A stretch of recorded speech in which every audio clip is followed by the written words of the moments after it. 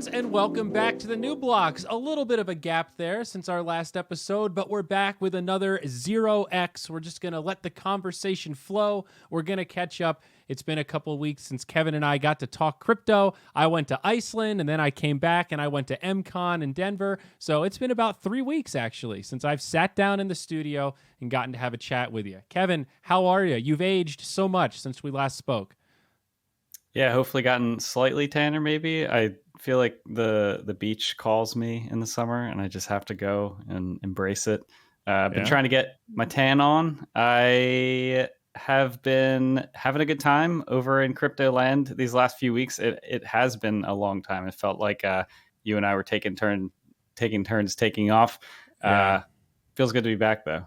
Yeah, absolutely. And I have to give a shout out to Iceland. I had a great time over there, something we didn't even talk about in our prep leading up to this show. But did you know that Iceland is like known for its literature historically? Apparently, like 1 in 10 Icelander has published a book. So they're very much about writing, and you can get like a grant from the government. And same with artists. They have this crazy local art scene of painters and fashion designers and various other things on the art spectrum.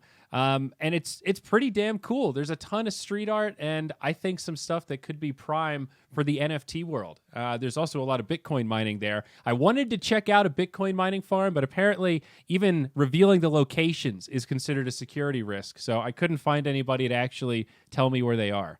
Damn, I guess that makes sense. I never really thought about that. That's Me neither. That's kind of wild. I guess there's probably the like ultra big ones that are too difficult to hide that people probably know about. But if you've got like a smaller place, no reason to dox yourself. Yeah. Anyway, that sounds like a fun trip. No, it's really cool. And of course, the nature's awesome. I was showing off some of the footage on my stream the other day. So think about it, bud. I think I might even go back and try some of the darkness. I'm one of those guys, dude. I mean, shit, if it's dark all the time, I'm just sitting inside playing on the computer for the most part anyway. So I know. You just go out during those 4 hours. I don't know, man. Sounds perfect. It's like a millennial gamer's dream. Yeah. Just close the shutters and hang out inside, play some video games. So we'll see. I've got a little bit of news as well. Oh yeah, what do you got, buddy? Please hit us with it. Just switched jobs. Previously, I was a software engineer at Stitch Fix. I have just recently started working at Consensus, which is the company that does MetaMask, Infura, a bunch of other Ethereum-related infrastructure and tooling. So I've joined the Truffle team. Truffle is the developer toolkit. Oh, that's actually the name suite. Of your team? Yes, that is actually the name of the team. Truffle, like the chocolate. Truffle is a developer tool for smart contract engineers. And so I'll be working on the scaling and layer 2 team, hence my scaling Ethereum shirt today. Side note, I am running low on unique shirts for this series. I think we're like episode 17 or 18. Yeah. I've had to wear a couple shirts twice, and I'm not liking it. Yeah. So I got to go out, and now that I've left the clothing company, I need to go buy some more clothes. I'm not much of a t-shirt guy anymore, so that's like I've already moved on from that. But I do feel your pain. I'm gonna have to send you an Axie shirt soon. Rumor is that Axie merch it's getting close. We're almost there. I think NFT NYC might be the debut of some of the Axie merch, Kevin. Am I going to see you there, by the way? Are you going to schlub up to New York and come hang out with us? Or I'm down. I didn't get a ticket, but I'm down to hang out regardless. Who even needs to go to the con? It's all about the parties after, right? Dude, how many times have we been to PAX East, and absolutely that's it. I mean, the con is something, but the parties, the social atmosphere, it's the outside of you could probably just hang outside where the smokers chill and talk to some pretty cool people without a damn event ticket at all. And if you make a nice enough friend, a lot of times staffers are pretty friendly, and they'll just give you a badge if you seem like a pretty nice, normal person. You know, I've totally seen that happen before. I still tell people the story about the time we ended up getting into the like VIP section of that party. Oh, and you were swerving, and we were like overserved. Yeah, no, but it was a great time, and I agree. I feel like the NFT NYC scene sounds like it'll be pretty cool. I've seen a lot of people talking about it on Twitter. I saw some tweet about how they had like 80 or so speakers. I don't know how that works out, but Yeah, Anyway, there are a lot of speakers. I think there's a lot of Axie speakers as well. I saw listed many people that are from North America and related to Axie are somehow involved or going. So, yeah, I think it'll be a hell of an affair, my friend. But this week, congratulations on your job, by the way. That's super exciting. Full-time crypto. Go you, Kevin. Now, let me ask you something for real. January 1st, 2021. All right. I think that's before you and I had like reconnected about podcast stuff or whatever. If somebody had told you, you know, that guy Zyori and you, I'll bet you $100,000 both of you have full-time jobs in crypto before Q4 of this year, would you have taken that bet? I mean, I kind of had a sense about myself. Like I knew that I was going to end up working in the space by like 2018. I did kind of like my job at the time, so that did make it difficult. But like I knew eventually. I was super excited for you when you joined Axie. Because I knew that was like a pretty big transition in your career to go from Dota to some of this like brand new game. But yeah, the timing has worked out pretty well. The fact that we both work in crypto now, and we have our podcast to show for. It's pretty cool. And so anyway, this week I had sort of a wild experience at MCon. That's like Metacartel's event here. It was in Denver.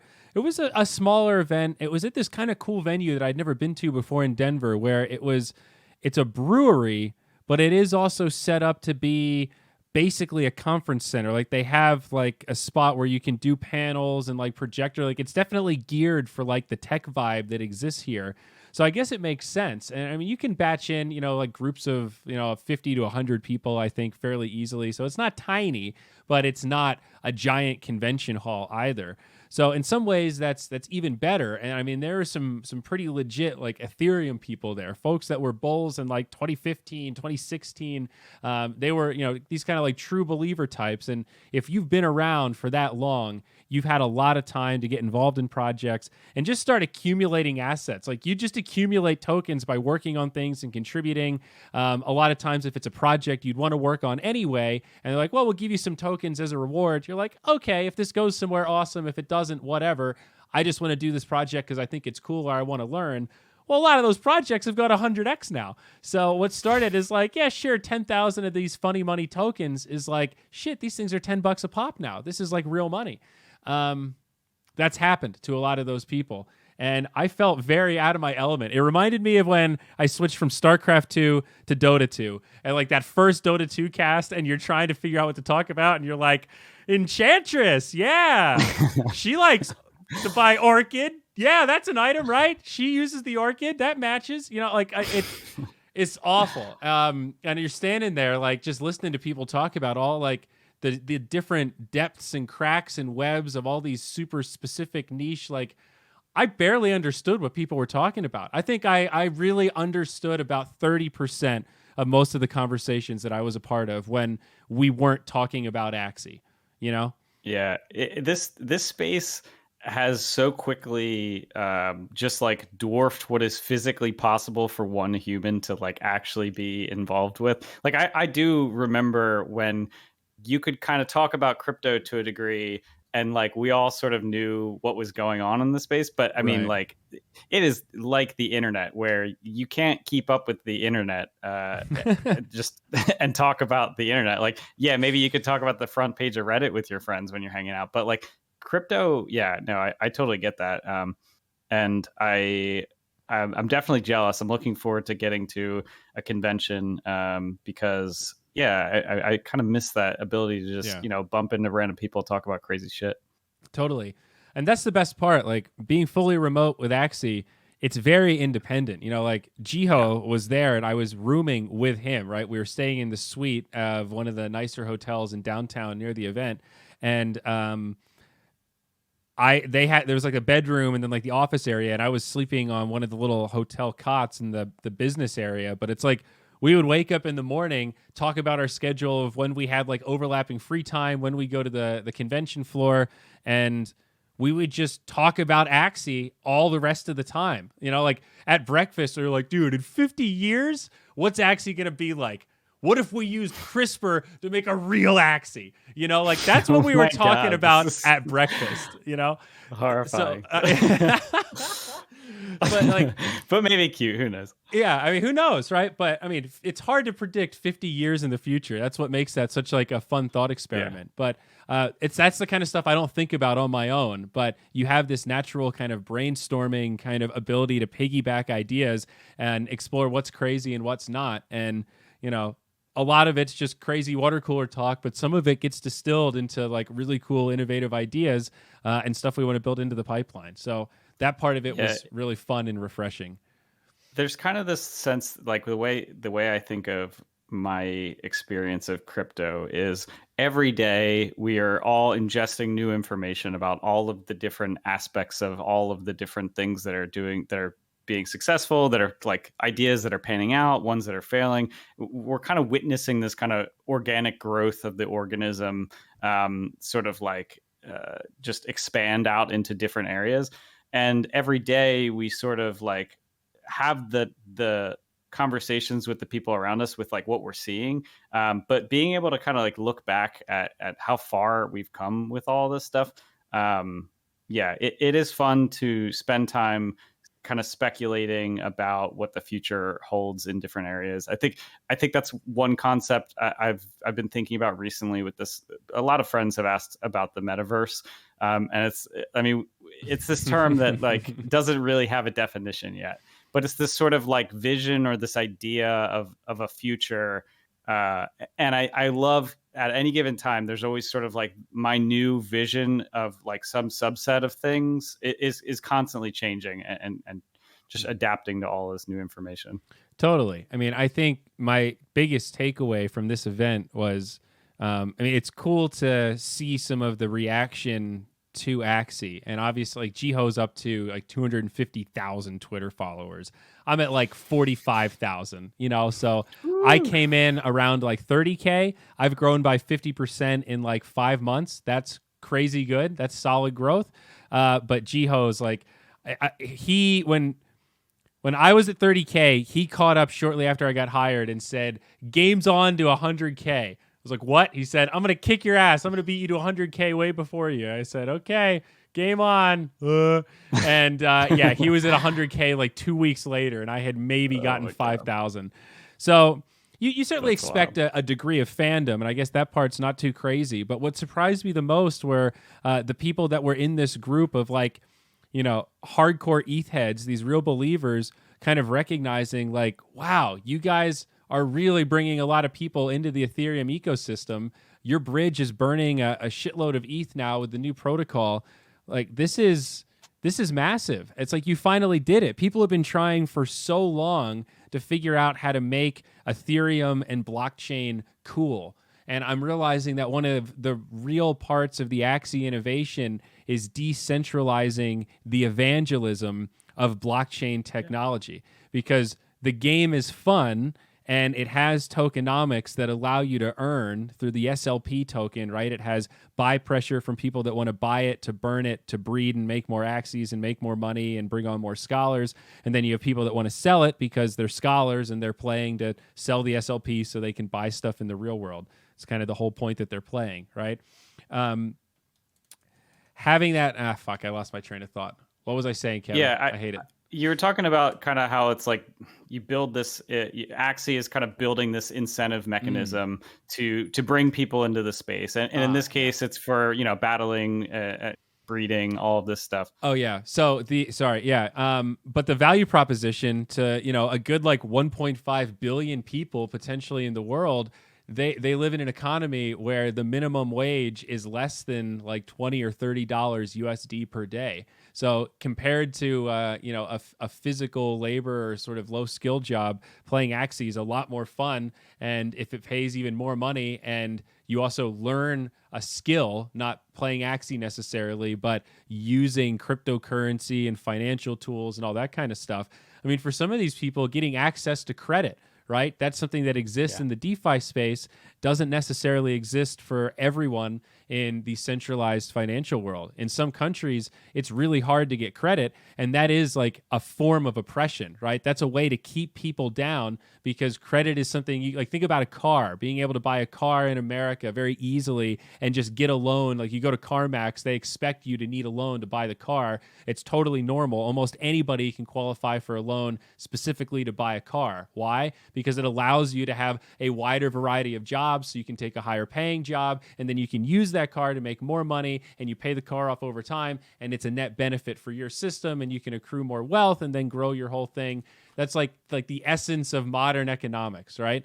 Yeah.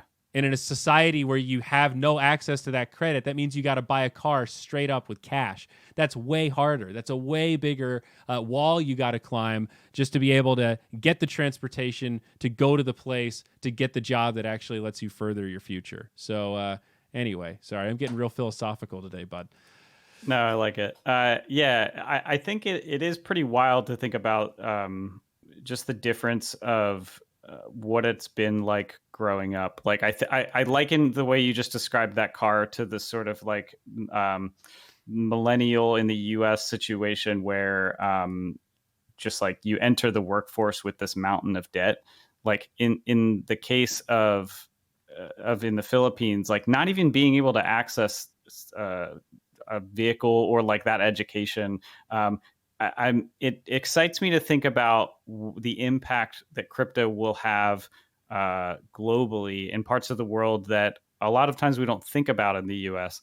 And knowing that those people that can then begin contributing on a world stage in this like entirely new global industry, that's going to affect us in ways that like there's no physical, like I can't even imagine what that means when suddenly like we 10x the number of engineers on a project or people involved in a community just like overnight, because we just, found this incentive mechanism to get people involved in crypto and then get them to understand how to use this new tool set. And like you said, that education and knowledge that translates to everything else. That translates to DeFi, and suddenly like people are learning how to use the rest of this open financial system.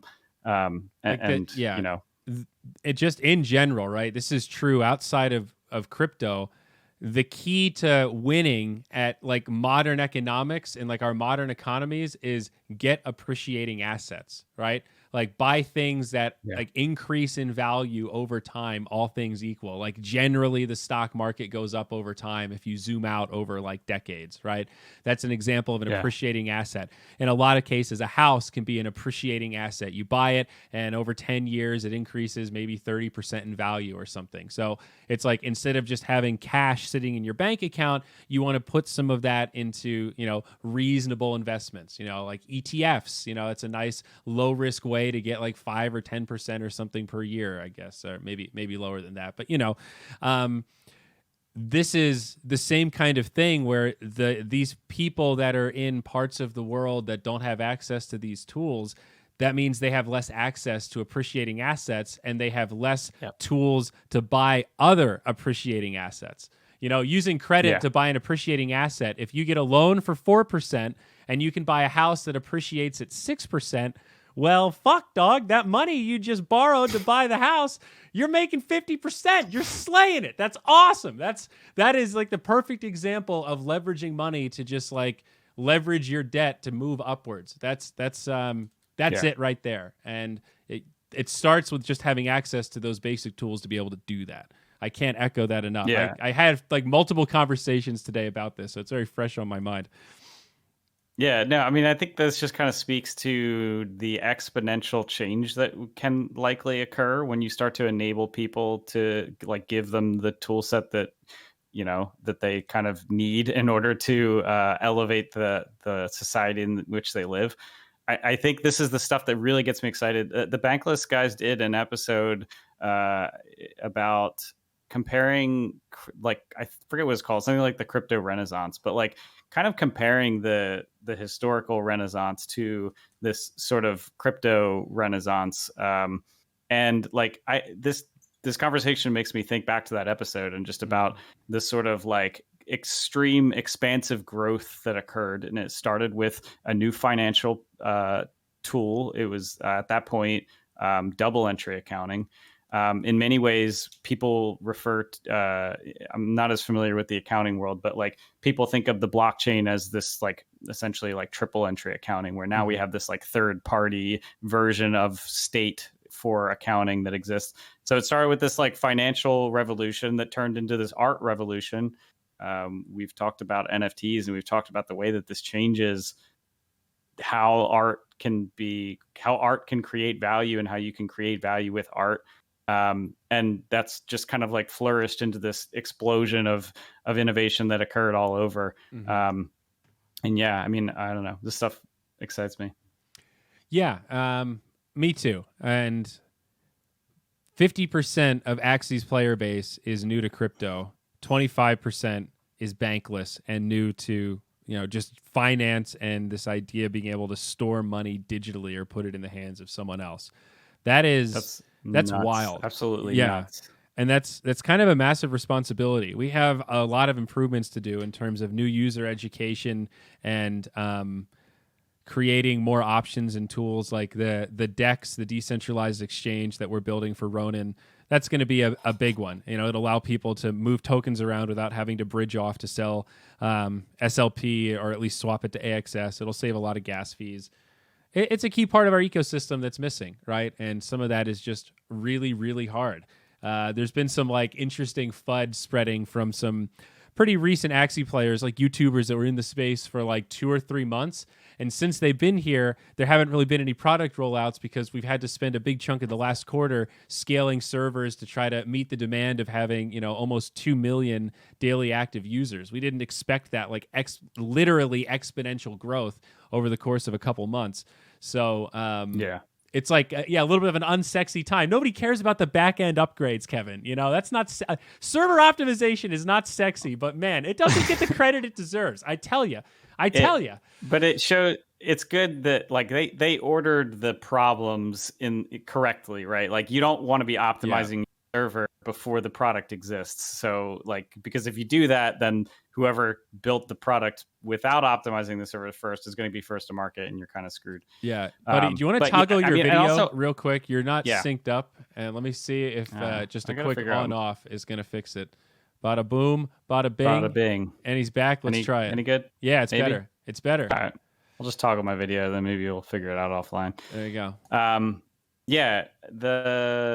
was going to say, and I mentioned like also scaling the team, right? Like I worked at Stitch Fix when we went from 100 engineers to 200 engineers over the course of a year. Mm-hmm. And that takes a lot of time out of your day to be going through that many interviews and seeing like the team that you're on expand and break into two, and then that team expands and breaks into two. Yeah. It takes time to go through a growth period. I'm actually a little nervous. I've got my first hire starting at the first week of October. Nice. Esports manager. Congrats. Very exciting. Yeah, I mean, we need it. Our esports plans are scaling a lot. We're hiring a lot of contractors, but it's a big responsibility. Now I have to delegate at least 40 hours of work a week to my new esports manager. I got to really think about workflow now. It's a total change. I was a one-man team in the esports vertical. It was awesome. I was a dog without a leash. Now I had a couple of I got my first pup. Got to wean him off the teat. You delegate well. Make sure you figure out like I don't know, you'll do great. I'm not worried. But what's cool though is the trip to Iceland, the first I was there for like 14 or 15 days. First 5 days, this guy Stu, he came to visit. He was there, and that sort of served as like the first part of his job interview. 5 days of sharing a bed in a studio apartment in Iceland with Zyori. How's that for a job interview, man? You like that? Sharing a bed? But European style. It's you're going for the value trip. It was a pull-out couch. It was a roomy double. Right. But okay, fair. Still, I mean, there were 2 blankets. I mean, come on, man. No funny business. Charlie and Frank's apartment. Sure, it was. It was cool. We watched The Karate Kid. Ate some Dominoes. Nice. It was awesome. We had a great time. I mean, from the pictures I saw, it also looks like a beautiful place to hang out with. But so the team's growing. It sounds like Axie's going through some growing pains, but. Well, no, hiring is just like that. I described it, I think, on my podcast yesterday that hiring at this scale it's like 2 steps back to make 4 steps forward. Well, I guess I could just say 1 step back to make 2 steps forward. But it feels better if you double it, Kevin. Just go big. Yeah, it does. It does. More steps, healthier for sure. 100 steps. 420 steps forward, 69 steps back. Yeah, but it's slow at the beginning. Like, it really does take a lot of bandwidth to onboard people, even if they're really good people and they learn fast. Like, you have to give them the information. You got to organize stuff. You got to develop a workflow and a communication relationship and stuff, and that takes time. And once you get it in order, though, like a month, once he's cruising and running independently and owning some of his own ideas, and we think about expanding the team even more, and that mid role becomes more of a senior role over time. It's all very exciting. It's fun to be able to see how fast the thing is scaling and how much more efficient we will be in the future, buddy. We're getting there. Yeah. I mean, I imagine it's also probably tough knowing fun, exciting things that are happening and not being able to talk about it on your crypto podcast. But I mean, there's so much going on. Yeah, that's fair. Yeah. Anyway, I'm super excited now with getting started at the Truffle team. I definitely, I'm in like soak up knowledge phase first 2 weeks. So I don't know. I won't have. Yeah, it's just like a shotgun of like new information every 4 minutes. It was so hard with Axie. I was just like trying to find all this content, and there's so many stories that like weren't captured. All these YouTubers are brand new, so their content's really rough, and I'm, oh gosh, yeah, that self-learning that has to take place. It's hard. It really, and then like now that I'm on the other side of it, it is hard to organize the information. Like I kind of get it, and it is a little bit of like a rite of passage. It's sort of like your first test to see how you navigate the knowledge gap and kind of that initial hill you have to climb. So yeah, it's a little brutal, but I like it. And it's one of those things where, especially if you're bringing on new people at the speed at which Axie probably is, like the next person gets to slightly improve the pipeline for the next person, who makes it slightly better for the next person. But yeah, I mean, it helps in the case of Truffle that I've actually used the Truffle tools before for smart contract engineering. Yeah. I actually met some of the people there at TruffleCon, which was their convention in Seattle a couple of years back. Booming. Yeah, it was a fun little con. But yeah, I mean, NFT NYC is coming up. That I don't know. I need to get to a con soon. I think I might be going to. It might be a little too soon to say, but I think there's one in end of October. I might be going to. Okay. Yeah, excited for it. I think I might be going to Portugal for that event in October 20 to 22nd. That was the one I was thinking about. Actually, yeah? It's not totally in stone yet, but I might meet you there. Dude, should we plan? Should we get an Airbnb? All right, dude, let's do it up. All right. That's really exciting. I can't believe we just figured that out here live on the podcast. Yeah. I don't want to get too excited because we're not 100% sure yet, but same. I will but I'm get very excited. I'm like 90% sure. It's official. Nice. I got the tentative approval if I can quote show that it's going to be useful and make a plan. So we'll see. I don't know. That sounds tough. Show. Oh man, that's vague, but I guess important. So let me ask you a question, because this is one that I haven't been able to answer internally. How much do you value marketing at these kind of Ethereum or blockchain conventions, right? Because there are a lot of really reputable brands that buy branding. Some of the ad packages are a little lofty in the pricing because they know that all of us have made some money on our tokens. But I think of the example of Coke, right? They're the most notable brand in the world. So, like, why are they still buying advertising? Because they want to maintain their spot as the most known brand in the world. So, Axie's really popular, and in some ways, I feel like, well, we don't need to do any paid marketing, but maybe the bigger you get, the more you want to reinforce your marketing. What do you think? Yeah, I mean, when I go, so there's a couple conventions that I went to in San Francisco and then one in LA. And I just with crypto conventions, there's always the sort of spread of sponsors where there's like the one or two really big ones that are like probably some company that just has like a ton of VC money that they just dump into it. Like company may or may not be good depending on the convention, but there's sort of the long tail curve of like companies that you can tell, like I sort of assume that they're being sponsoring this event is sort of at least an indicator that it may be worth my time to like they have succeeded enough to afford this, and therefore maybe this could be an indicator that I should learn more about it. But couldn't you argue Axie's already got that? That it has, but I mean, like even I like spend most of my time in crypto, and just like again, shotgun to the face of things that are happening. You're one of those like guys. I haven't. I kind of like this is why mystics are undervalued. People like you, man, because you guys are like, oh, a side chain. Yeah, I see it's popular, but what a pain in the ass. I gotta install this side chain bullshit. Like, I get it. It is an extra barrier, and everybody I onboard, like I onboarded a new player. He bought 3 collector's Japanese Axies. One of my friends from Iceland, and his response was, "This could be easier." I'm like, "Yeah, no shit, dog. It could be a lot easier." That's a great observation. I haven't even played Axie yet, and like that, I'm embarrassed to say that given how long I've worked with this company. But just like given all of like, I think the floor is pretty low, bud.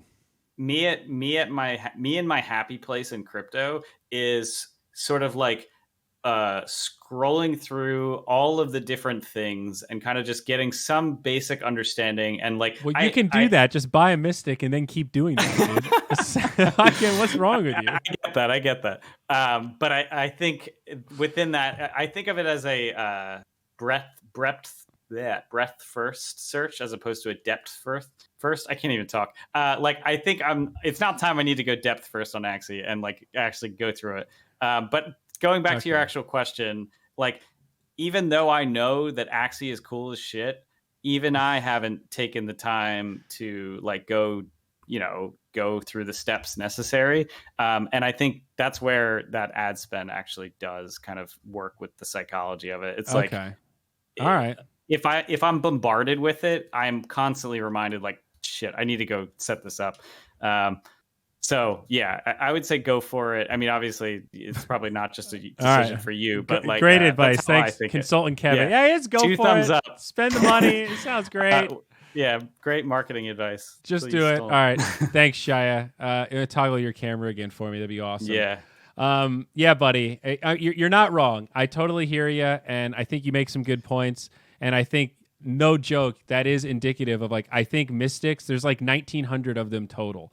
And Axie is like poised for a big growth spurt, I think. And I don't know. I think when you compare them to a lot of these other NFT, like the CyberKong's floor is like 100 ETH right now. Double Mystics and Axie are like 90 ETH. So I think double Mystics they're substantially more rare, and these guys are poised to pop. Kevin, 31 ETH right now. You can buy this sick Axie 1502. This could be yours. Come on, man. Oh shit. Axie 1502. No way. So I have no joke. I've actually been trying to push people on the idea of like a way to play Axie is just be a collector. So my artist friend, he's disabled. He's quadriplegic, and he moves his head and his neck, and he controls his computer with his eyes. Like he types with eye tracking software. It's fucking That's insanely sick. Cool. Yeah, that stuff's gotten really sophisticated. But he's an artist, and he does mouth painting. So like I don't know if I actually linked you. I'm gonna show you here. It's on my OpenSea, so it's never far away. Kevin, welcome to the NFT world. But he's a mouth painter, so he puts the paintbrush in his mouth, and I found him a collector's Japanese part where it's like food on a skewer, and it almost looks like a little paintbrush. So he bought a couple of them. Like, oh shit, these Axies actually match me. They're not good for battling, but because they're like Japanese parts that have been retired, they're actually like collectible, and I think they will appreciate. Okay, so You know, this is an awesome NFT. You don't have to friend one. Yeah, you don't have to battle. We can put it in the comments of the YouTube video here. Yeah, so you don't have to battle to play Axie. You can just buy your Mystic and be a fucking king and hang out with the coolest people of the community. Come over to Mystic Mountain, the Mystic only channel. Mountain. Dude, you're missing out. I love that. That was one thing I noticed about loot that when that was popping off like 2 weeks ago or so, the divine robes. If you happen to mint a loot that had a divine robes in it, you had access to an exclusive Discord channel. Wow. Yeah. For divine robe holders. But yes, Mystic Mountain sounds like a cool place to be. Anyway, long overdue to buy an Axie. Maybe I'll step through this process this weekend with you. It's not a bad idea. I'm trying to. There it is. I'm gonna do a screen cap and just show this NFT off, the Enlightened Friend, because I'm really proud of this thing. Here we go. Would love to see the process for this. This is a really cool. Yeah, so this one, it has a little story in the description here. This was made in great company after a fulfilling day. I was in my iControl Toby interface using a simple paint app called Klecky.com and had a magnificent Andrew Campbell as a model. I then used some clever AI thing to merge the portrait with one of my old mouth paintings. I painted this one early in my art transformation. It's a commemoration of a friend who passed away. So he painted that like kind of middle part of me and then, combined it with this background thing that he kind of messed around with AI. Pretty wild. Oh, I was muted. Yeah, no, I need to see the process. Like, this is wild. I did go through what was my most recent NFT purchase. I don't have my OpenSea up here. If you want, I can link you his Twitter and we can watch this video. He's got like a 1 minute. I'd love to. Here, we can cue it up and watch it at the same time. Let me. All right, so here it is. It's his pinned video. You got it? Yep. All right, so let's switch, and then wow. I'll start it with audio. And if you're listening to the podcast, you can find this in the notes for sure, and we'll give you the name of his Twitter afterwards. All right, you ready to start? 3, 2, 1, go. My name is Brandur Brasi Karlsson, and I am a mouth painter. And I've been painting for about 8 years. As a disabled person, technology has opened up many doors for me. It has allowed me to rejoin society in many ways. It has created opportunities. It has allowed me to create digital artwork.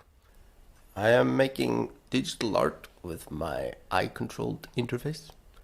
I'm using very simple online paint applications and seeing what my limitations are, what I can create with these simple but high-tech tools.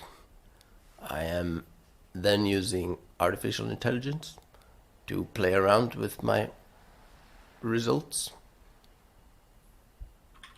And then I'm exploring the possibilities of the NFT technology.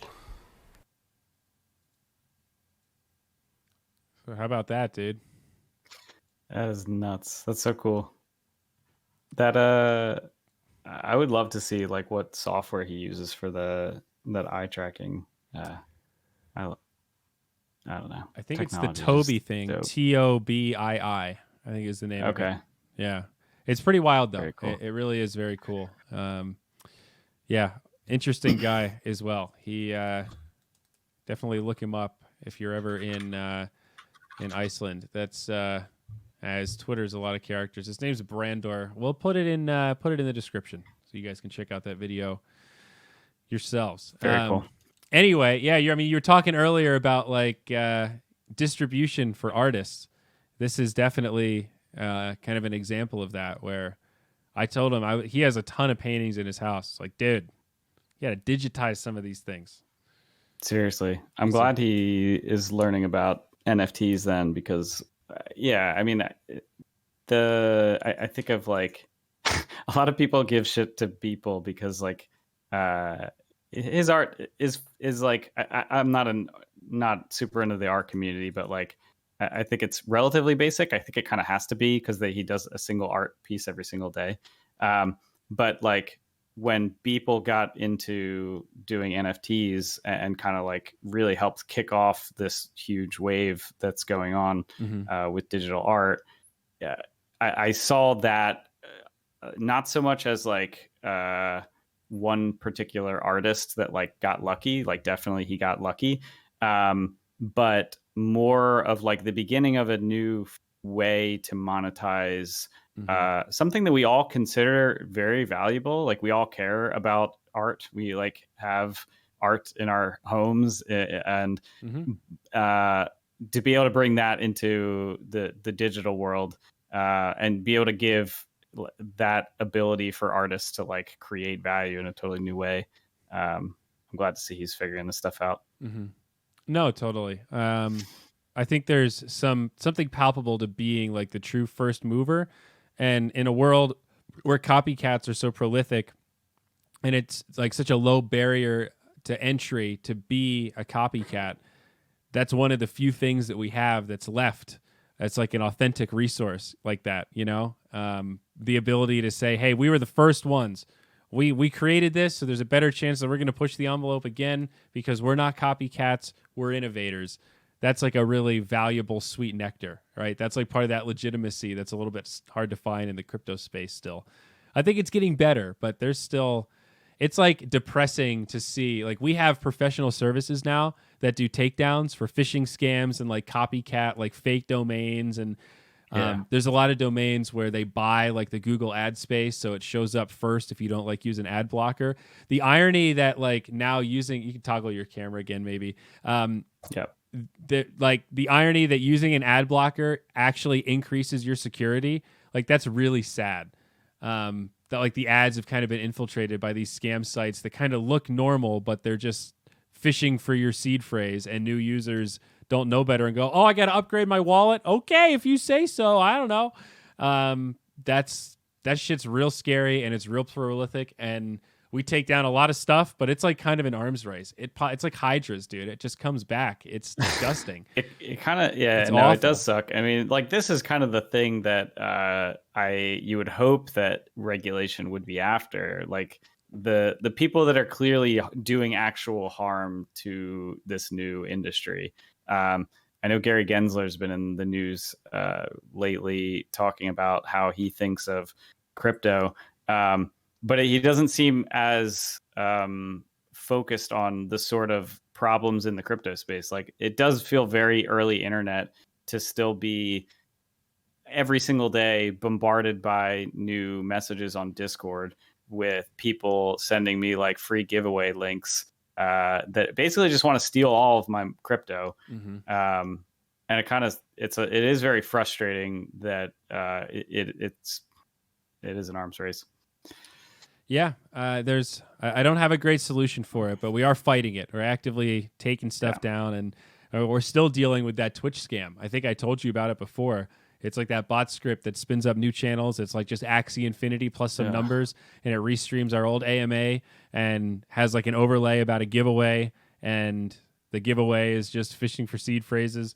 It's awful, dude. We've been battling this for months now, and hopefully Twitch is going to escalate it eventually, and it does require some preemptive, like, it's not a clever pattern, but if you're just going to put numbers at the end, it's a lot of combinations. They can kind of do this endlessly. It's the dark side of crypto, man. I still have to say that when I talk to like normies on the outside, that's one of the things that I meet them halfway with, or I go, dude, most of crypto fucking sucks. Like the early days have this dark side of, if you look at the volume, there's a lot of garbage, but the stuff that's awesome, the like 10 or 20% or whatever of like the real builders, you know, the real DeFi sector, the folks that are public, invisible, and that kind of stuff. Like just putting your face on a project is a big deal. That's, it sucks that that's a rare resource. I forget to frame that perspective because I've been thinking within the crypto bubble now for we're good at blocking it out. That's like a skill set, is being able to read around it doesn't noise. even like exactly. Yeah. Like I'm focusing in on what I consider to be the most interesting things in crypto, which to an outsider, like they will likely have no clue that any of this stuff. Well, see, because you've got the filter. That's the real skill. You have like, you and I both like are pretty good, and like the people that we hang out with, like hey, here's all this information. Skim this and kind of find the important bits and like report the information that's relevant back. We're pretty good at that, right? That's part of like making content and like journalism and learning and all those kind of things. Like they all coalesce in this ability to absorb a lot of information and distill it into the important bits and be able to block out the stuff and noise, be like, that sounds sus, that seems stupid, and build out that process. That's actually pretty hard. And it's like, I take it for granted all the time. And especially for new, like imagine if you're 3 months into having your first bank account and you've never survived a bear market and your bank account is all crypto and like, it's all SLP or something, you know, it's like, it's hard to frame with that mentality of how much, you need to learn some pretty basic principles that you were never taught. So a lot of education to do, man. I mean, you could spend time just making a YouTube series that's all about basic financial principles that's packaged in a way to make it fun. Gamify that shit, and dude, you could be a billionaire, Kevin. Whoa. I never thought about making a podcast about decentralized finance. No, I mean, I definitely, I kind of, I guess it's just through practice, like anything else. You hone in. You have like your sensors, where your bullshit detector starts to develop, and your kind of idea of like where should I be focusing my attention is always being challenged by like 100 different things, and so I think just through natural practice and crypto Twitter, just like ingest information, basically. I think learning is always my favorite thing to do in this space. Totally. That's the way to do it. Well, I think we should wrap this thing up, buddy, but this was another great 0x. Of course, none of it financial advice, all of it for education, entertainment purposes. We are eventually going to get back on track of doing the digestible kind of one-off episodes, but I think this, after 3 weeks off, it was nice just to do a little catch-up and get some of this energy out. Just needed to chat crypto. Yeah, it's felt good to kind of settle back into the workflow and get caught up on stuff because we got a lot coming. Man, this is going to be great. And also, I think moving studios. So I have a new spot. I don't know exactly when I'm going to break this rig down, but the backdrop might change in future episodes. So, prepare yourselves. It's going to be big. Don't freak out. I know it's scary. Change is scary. By the way, Kevin. We got to throw a warning up in the episode where you do that. Are you on Solana? Can we tease Solana? Are we going to talk about that next time? Because apparently they're doing crazy stuff. I haven't bought any. Avalanche, that's almost a top 10 token now. Hello. Avalanche just shot right through the charts there. So there's still a lot of crypto news to talk about. So when we come back next week, we can do a little prelude and maybe try to tie that into the content. I don't know. Yeah, we'll see. All right. Good chatting with y'all. Great.